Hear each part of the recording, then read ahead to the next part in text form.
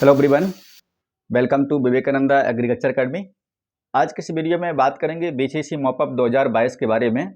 BCC mop up कब होगा, कौन कौन से लोग इसमें पार्टिसिपेट कर सकते हैं और इसका प्रोसेस क्या है और कौन से ऐसे स्टूडेंट्स हैं जिनको बीसीसी मॉपअप का वेट करना चाहिए। आप लोग इस वीडियो के लिए बहुत दिनों से वेट भी कर रहे थे कि सर वीडियो कब आएगा, तो आज के इस वीडियो में मॉपअप से संबंधित जितनी जानकारी है वो सारी इसमें आपको मिल जाएगी। सबसे पहले बात करते हैं बीसीसी मॉपअप आपका कब होगा।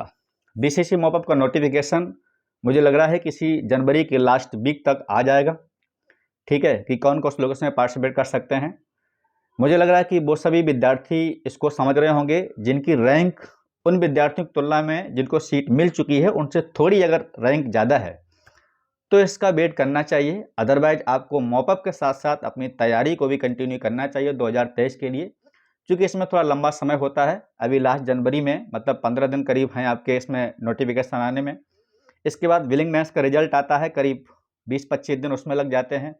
इसके बाद वो सभी जो भी रोल नंबर देंगे उसका मेरिट लिस्ट आने में भी टाइम लगता है। तो मुझे लग रहा है कम से कम 1-1.5 महीने बीत जाता है, पूरा फरवरी आपका चला जाएगा इसी मॉपअप में। तो कहीं ऐसा ना हो कि आपको सीट भी ना मिले मॉपअप में और आपके अंदर समय भी बीत जाए और फिर बाद में आपको उतना समय ना मिल पाए। अगर आप आईसीआर, सीयूईटी, बीसीसी तैयारी करना चाहते हैं 2023 की, अगर आपको लग रहा नहीं मिल पाएगा तो आप साथ साथ तैयारी भी करते जाइएगा ताकि उधर आपको कहीं पछताना ना पड़े। ये बात होगी आपकी बीसीसी कब होगा इसको लेकर के। अब बात करते हैं इसमें कौन कौन से लोग पार्टिसिपेट कर सकते हैं। बीसीसी जिन विद्यार्थियों ने 2022 एग्जाम दिया है वो सभी पार्टिसिपेट कर सकते हैं इसमें। ठीक है, हालांकि रैंक को लेकर के बात करता हूं तो कई बार हम लोग कट ऑफ की वीडियो बना चुके हैं और लोग बना चुके हैं, आपने देखे भी हैं, अंदाजा लग गया होगा मुझे सीट मिलेगी नहीं मिलेगी। कहने को तो कई लोग बोलते हैं हम 10,000 15,000 रैंक को सिलेक्शन दिला देंगे। ठीक है, देखिए बीसीसी बिहार में क्या है कि नंबर ऑफ सीट बहुत कम है। एग्रीकल्चर में तो बिल्कुल ना के बराबर है। कुछ सीट बड़ी है तो मेडिकल में है, उधर भी कंपटीशन है, कई बच्चे नीट वाले भी आ जाते हैं तो सीट आपकी जो है कम बचती है। ठीक है, तो जिन लोगों ने एग्जाम दिया है बीसीसी का 2022 का, ठीक है, रैंक आपकी ठीक ठाक है जो लग रहा है, तो आपको यहाँ पर वेट करना चाहिए, साथ साथ तैयारी भी। तो सभी एग्जाम इसमें जो है सभी विद्यार्थी पार्टिसिपेट कर सकते हैं। दूसरे वो स्टूडेंट्स पार्टिसिपेट कर सकते हैं जिन लोगों ने बीसीसी काउंसलिंग पार्टिसिपेट किया था, अगर किसी कारणवश काउंसलिंग कंप्लीट नहीं कर पाए। कई ऐसे प्रोसेस होते हैं जैसे चॉइस फिलिंग की, इसके बाद अलॉटमेंट लेटर को लेकर के सक्रिय नहीं हुए, डाउनलोड नहीं किया, फीस जमा नहीं की, कागज उनके इनकम्प्लीट निकले। तो कई सारी चीज़ें ऐसी होती हैं जिनकी वजह से काउंसलिंग अगर इनकम्प्लीट रही है तब भी आप इसमें पार्टिसिपेट कर सकते हैं। तीसरे प्रकार के हो सकता है कि सेकेंड राउंड तक आपको कोई सीट अगर मिली है। कुछ विद्यार्थी क्या करते हैं, अपनी सीट को सोचते हैं कि मुझे हॉर्टिकल्चर मिला है या फिर डेयरी मिला, मैं चेंज करना चाहता हूँ। यानी जिन लोगों ने सीट ले चुके हैं, ठीक है, यही है कितना डिफरेंस है आईसीआर में और बीसीसी में। आईसीआर में क्या होता है कि जिनको सीट मिल चुकी होती है वो लोग मॉपअप में पार्टिसिपेट नहीं कर सकते हैं। लेकिन बीसीसी में क्या है, जिनको सीट मिल चुकी होती है अपनी सीट चेंज कर सकते हैं, कोर्स अपना चेंज कर सकते हैं, कॉलेज चेंज कर सकते हैं। यानी जिनको सीट मिली है वो विद्यार्थी अगर चाहते हैं तो वही मॉपअप में ट्राई कर सकते हैं और सीट ले सकते हैं। ये बात हो गई आपकी कौन से लोग पार्टिसिपेट कर सकते हैं, कब होगा, इन सब के बारे में। अब बताते हैं आपको इसका प्रोसेस क्या है। तो बात करते हैं प्रोसेस के बारे में। जैसे ही बीसीसी का नोटिफिकेशन आएगा तो उसमें सबसे फर्स्ट जो उसमें स्टेप होती है, जैसे हम लोग काउंसलिंग में रजिस्ट्रेशन करते थे, यहाँ पर एक स्टेप होता है जिसको बोलते हैं ऑनलाइन बिलिंगनेस। उस ऑनलाइन बिलिंगनेस में सभी विद्यार्थियों को ऑनलाइन वो काम आपको ऑनलाइन करना पड़ेगा। वो एक टाइप का रजिस्ट्रेशन ही है। उसमें क्या होता है, आपको डेट ऑफ बर्थ और रोल नंबर अपना एंटर करना होगा, सबमिट करके आप वहाँ से पीडीएफ निकाल लेंगे। इसके बाद क्या होगा, जब आपको रोल नंबर वहाँ पहुँच जाएगा, उनके पास सब पता है कि इनकी कितनी क्या है, रोल नंबर पहुँच जाएगा तो उनको सब पता रहता है इनका डाटा क्या है। ठीक है, चूँकि आपका रिजल्ट उनके पास सब पता है। इसके बाद क्या करते हैं, वो लोग उस रोल नंबर की एक लिस्ट निकालते हैं, यानी मॉपअप का एक रिजल्ट आता है। ठीक है, और उस रिजल्ट में वो सारे रोल नंबर आपके दिए जाएंगे जिन जिन लोगों ने मॉपअप पार्टिसिपेट किया है।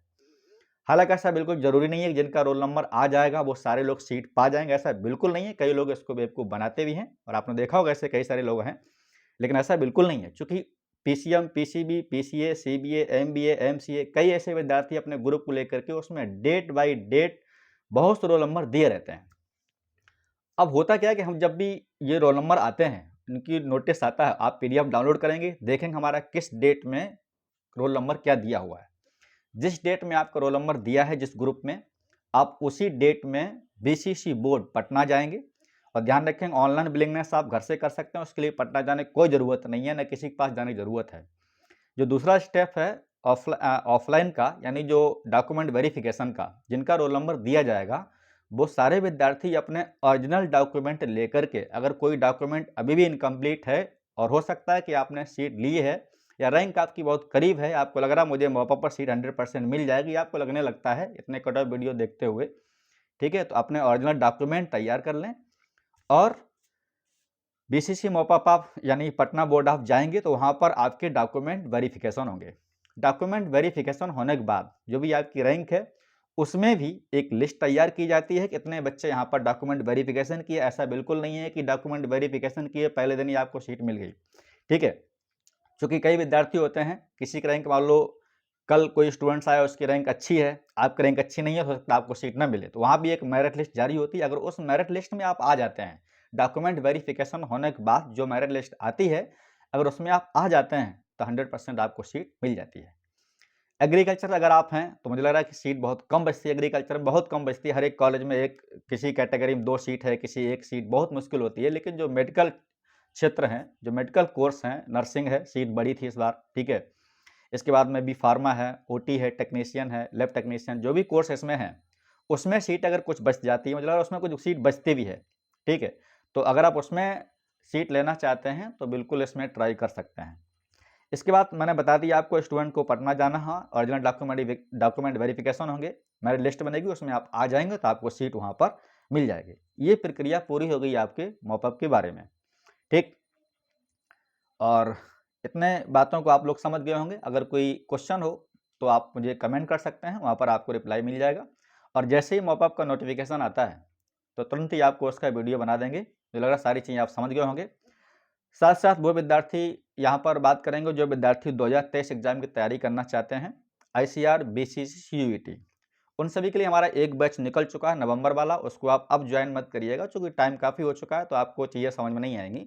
लेकिन बहुत जल्दी हम लोग क्रैश कोर्स लॉन्च करेंगे जिसमें आप सभी पार्टिसिपेट कर सकते हैं। चूँकि क्रैश कोर्स के लिए बिहार से बहुत ज़्यादा फ़ोन और मैसेज कमेंट आते रहते हैं कि सर नया बैच कब बनेगा। तो नेक्स्ट मंथ में आपको जैसे ही नया बैच बनेगा उसका यूट्यूब पर आपको नोटिफिकेशन मिल जाएगा। उससे सस्ता, उससे अच्छा आपको कोई भी इंडिया में क्रैश कोर्स हमारा जितना नहीं चला पाएगा, ना कोई दे पाएगा इतनी क्वालिटी और इतना रिजल्ट, ठीक है। बात करते हैं आज नेक्स्ट सेशन में, नेक्स्ट वीडियो में। तब तक के लिए इतना ही। बहुत बहुत धन्यवाद।